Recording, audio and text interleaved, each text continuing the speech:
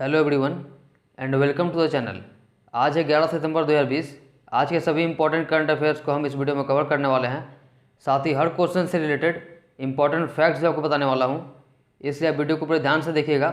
इसके पीडीएफ का लिंक मैंने वीडियो के डिस्क्रिप्शन में दे दिया है, वहाँ से आप इसे डाउनलोड कर सकते हैं। तो चलिए शुरू करते हैं। फर्स्ट क्वेश्चन है, हाल ही में किसने प्रधानमंत्री मत्स्य संपदा योजना का डिजिटली उद्घाटन किया? नरेंद्र मोदी। अभी हाल ही में प्रधानमंत्री नरेंद्र मोदी ने प्रधानमंत्री मत्स्य संपदा योजना का डिजिटली उद्घाटन किया। इसके साथ ही उन्होंने ई गोपाला ऐप की भी शुरुआत की, जिसका उद्देश्य मत्स्य पालन, मत्स्य बीज में व्यापक बेहतरी, संबंधित बाजार और सूचना पोर्टल की व्यवस्था करना है। इस ऐप को किसान सीधे तौर पर इस्तेमाल कर सकते हैं। बात की जाए प्रधानमंत्री मत्स्य संपदा योजना की, तो यह एक ऐसा अग्रणी कार्यक्रम है जिसमें मत्स्य पालन क्षेत्र के सतत विकास पर अधिक ध्यान दिया गया है। इस योजना पर 20,000 करोड़ रुपए से अधिक राशि निवेश की जाएगी। अब तक मत्स्य पालन में निवेश की जाने वाली यह सबसे बड़ी राशि है।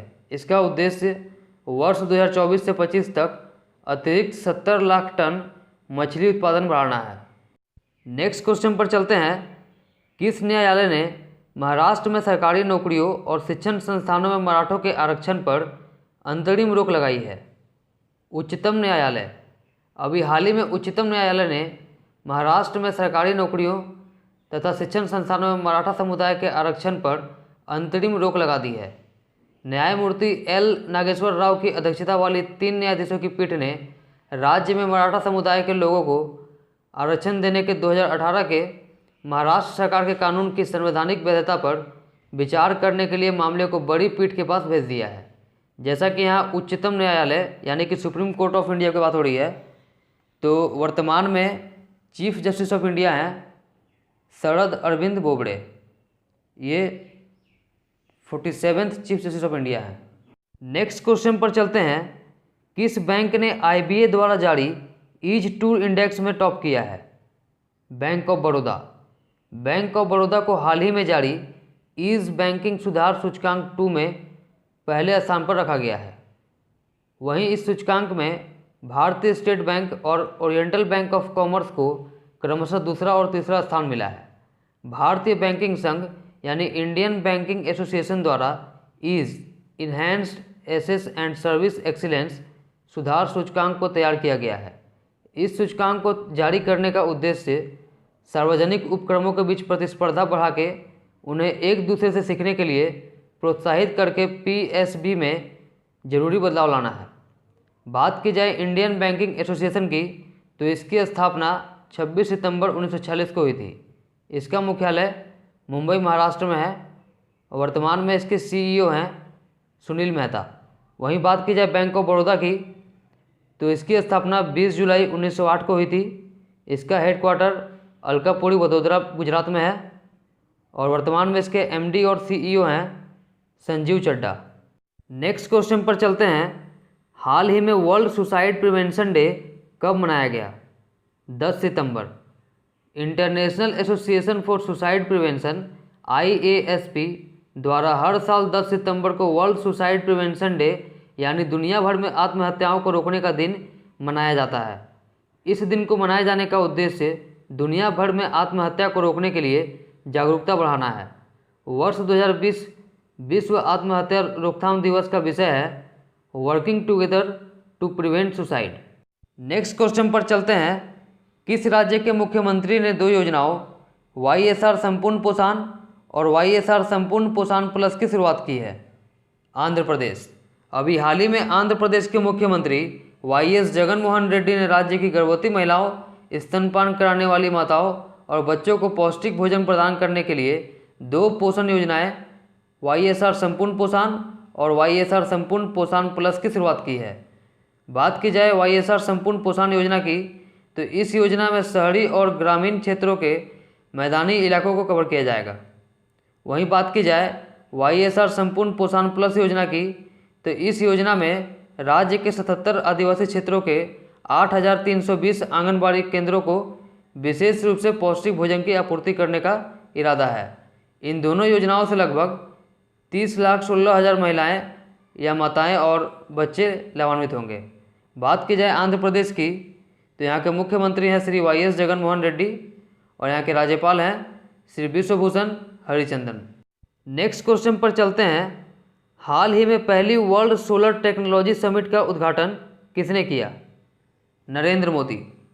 पहली वर्ल्ड सोलर टेक्नोलॉजी समिट का आयोजन 8 सितंबर 2020 को वर्चुअली मोड में किया गया। इस समिट का उद्घाटन प्रधानमंत्री नरेंद्र मोदी द्वारा किया गया।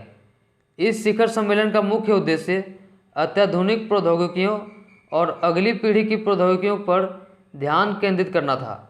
पहले विश्व सौर प्रौद्योगिकी शिखर सम्मेलन यानी वर्ल्ड सोलर टेक्नोलॉजी समिट का आयोजन अंतर्राष्ट्रीय सौर गठबंधन ISA द्वारा federation of Indian chambers of commerce and industries FICCI के साथ मिलकर की गई।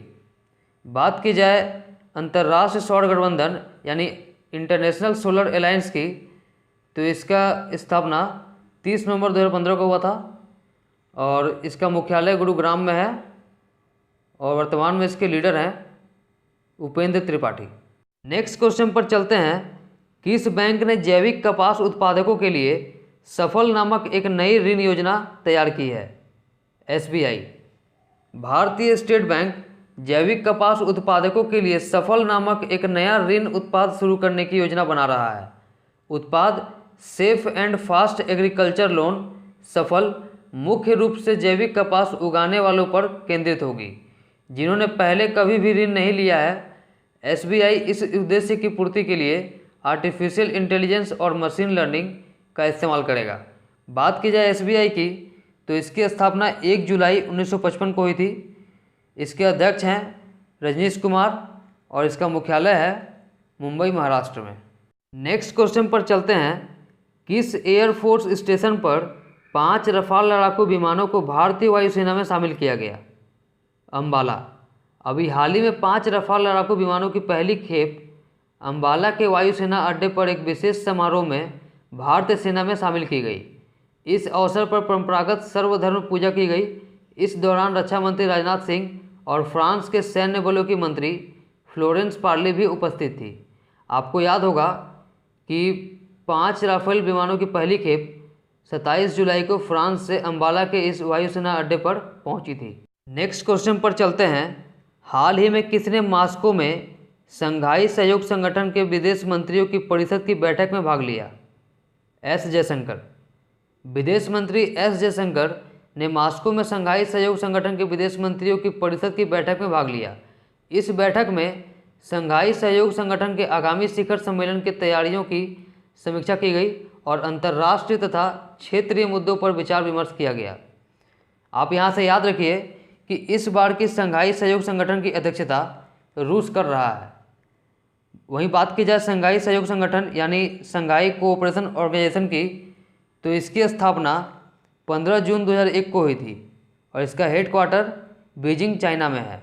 वहीं बात की जाए रूस की, तो इसकी कैपिटल है मॉस्को। यहाँ के प्रेसिडेंट हैं व्लादिमीर पुतिन और यहाँ की करेंसी है रशियन रेबल। नेक्स्ट क्वेश्चन पर चलते हैं। हाल ही में किसने सिंगापुर गणराज्य के उच्चायुक्त से प्रमाण पत्र प्राप्त किए? रामनाथ कोविंद। अभी हाल ही में राष्ट्रपति रामनाथ कोविंद ने एक वर्चुअल आयोजन में सिंगापुर गणराज्य के उच्चायुक्त साइमन वोंग वी कुयेन से प्रमाण पत्र प्राप्त किए। बात की जाए सिंगापुर की, तो इसकी कैपिटल सिंगापुर है और यहाँ की करेंसी सिंगापुर डॉलर है और यहाँ के प्रेसिडेंट हलीमा याकूब हैं। नेक्स्ट क्वेश्चन पर चलते हैं।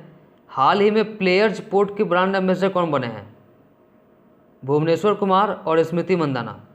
अभी हाल ही में 8 सितंबर 2020 को भुवनेश्वर कुमार और स्मृति मंदाना को India's leading sports gaming platform players port का ब्रांड एम्बेसडर नियुक्त किया गया है।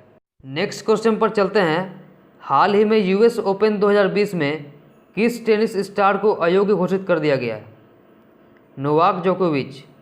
अभी हाल ही में चौथे दौर में चल रहे US ओपन 2020 में नंबर 1 टेनिस स्टार नोवाक जोकोविच को अयोग्य घोषित कर दिया गया।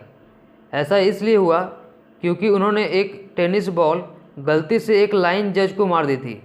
उसके बाद रेफरी ने उन्हें ग्रैंड स्लैम नियमों के अनुसार अयोग्य घोषित कर दिया। ठीक है फ्रेंड्स, आज का वीडियो इतना ही रहने देते हैं। फिर मिलेंगे अपने अगले वीडियो में। यदि आपको वीडियो अच्छा लगा हो तो इसे लाइक और शेयर करना मत भूलिएगा। साथ ही अगर चैनल पर पहली बार आए हैं तो इसे सब्सक्राइब करके बेल आइकन के बटन को प्रेस कर दीजिएगा, जिससे कि हमारे आने वाली वीडियो की नोटिफिकेशन आपको सबसे पहले मिल सके।